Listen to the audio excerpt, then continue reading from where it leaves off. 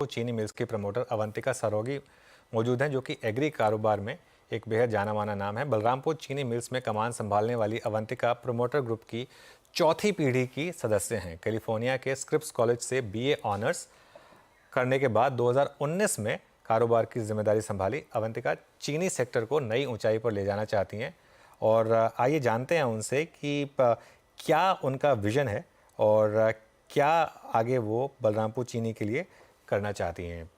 अवंतिका जी, good morning. बहुत अच्छा लगा आपसे बात करके। पहले तो ये बताइए कि आपने ये बिजनेस ही ज्वाइन करने का क्यों सोचा, क्योंकि आपके पास तो काफ़ी एवेन्यूज़ रहे होंगे, और आपका विजन क्या है बलरामपुर चीनी को लेकर? सबसे पहले बहुत बहुत धन्यवाद मुझे अपने शो पे इनवाइट करने के लिए अनुज जी। अ, मैंने मैंने इस बिजनेस को क्यों चुना, मुझे लगता नहीं कि मैंने इस बिजनेस को चुना, पर समहाउ इस बिजनेस ने मुझे चुन लिया। अ, मैं आपको अगर सच बताऊं तो कोई प्लान्स नहीं थे इनिशियली जब मैंने बिजनेस ज्वाइन किया था। उसके पहले मैं सोच रही थी that I might become a big restauranteur, और मैं शायद फोटोग्राफी और उन सारी क्रिएटिव फील्ड्स में जाऊं। समहाउ जो खून की पुकार होती है वो आ ही जाती है। तो 2019 में जब मैंने ज्वाइन किया, मेरी दादी जी उस समय जीवित थी, पर उन्होंने काम से स्टेप डाउन ले लिया था।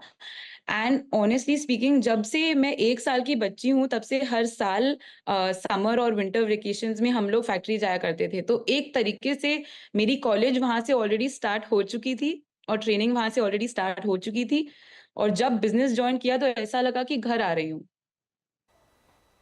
ओके, अच्छा, आपने एक चीज़ जो मुझे कही थी कि आप ऑब्वियसली अब क्योंकि आप नेक्स्ट जेन से बिलोंग करती हैं और हम सबका फोकस एक एनवायरनमेंट पे रहता है, और शुगर केन बिजनेस में एक हमेशा कंसर्न ये रहा था कि उसका एनवायरमेंटल इम्पैक्ट क्या होता है, तो उसके ऊपर भी आप काफ़ी फोकस कर रही हैं। तो बिजनेस को इम्पैक्ट किए बिना वो कैसे पॉसिबल है? That's a very good question. तो एक बहुत सारी मिथ्स होती हैं हर चीज से एसोसिएटेड।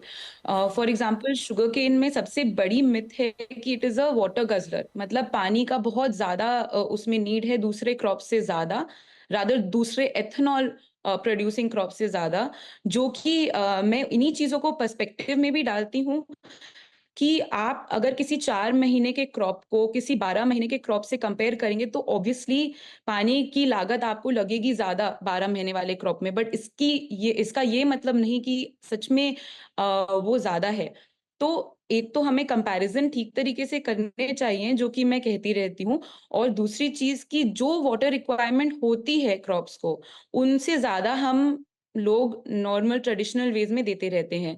तो डेफिनेटली किसानों से एंगेज करना और उनको बताना, दिखाना एंड उनको चीजें भी उपलब्ध करवाना जिससे इन्वायरमेंटल इम्पैक्ट शुगर केन का एनवायरमेंट पे कम हो सके, जैसे कि पानी की बचत, दूसरे केमिकल फर्टिलाइजर्स और केमिकल इंसेक्टिसाइड पेस्टिसाइड की अगर बात की जाए, हम लोग बायो पेस्टिसाइड इंसेक्टिसाइड पे बहुत ज्यादा फोकस करते हैं।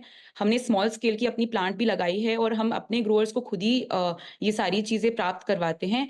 और उनको जितना हो सके मैकेनिकल और बायो कंट्रोल पे हम डालना चाहते हैं। इनसे आप बिलीव नहीं करेंगे, इनसे इनके पैसों की भी बचत होती है, क्रॉप भी बेहतर होती है, और हमारे बिजनेस के लिए तो ऑब्वियसली ये सारी चीजें अच्छी होती ही हैं। हम्म। अच्छा, ऑब्वियसली आपका एक बिजनेस का बहुत बड़ा एरिया यूपी में है, और हमने काफ़ी पॉलिटिकल चेंजेस भी देखे हैं वहाँ पर। एक समय पे एकदम सिक्लिकल बिजनेस होता था, किसानों को कई बार अच्छे पैसे मिलते थे, कई बार नहीं मिलते थे। अब आप क्योंकि नेक्स्ट जेन से बिलोंग करती हैं, कंपनी की ग्रोथ में किसानों को भी उसी हिसाब से पार्टिसिपेशन मिले, इसके लिए आप क्या कर रही हैं? बिल्कुल, आई थिंक कि अगर हम किसानों की बात करें और हम प्रधानमंत्री का जो सपना है कि किसान की आय दुगनी हो, अब एक ही फसल बचती है हमारे पास जिससे किसानों की आय हम दुगनी कर सकते हैं, और वो है गन्ना। क्योंकि जितना आप लालन पालन पोषण गन्ना को देंगे, वो उतनी ही यील्ड आपको देगा। ये चीज और किसी भी क्रॉप में पॉसिबल ही नहीं है, ना ही मेज, ना ही राइस। हालांकि ऑफ कोर्स वो भी एक इम्पॉर्टेंट पार्ट है एथेनॉल मिक्स के लिए, पर गन्ने में जो समृद्धि लाने की क्षमता है वो और किसी भी क्रॉप में नहीं है। तो जैसा कि हम लोग की जो यील्ड आती है एवरेज फार्मर की, अभी बहुत गुंजाइश है उसको दुगनी करने की। तो पॉलिटिकल सिनेरियो की अगर हम बात करें तो ये हमारे लिए एक बहुत अच्छा निर्देश हुआ।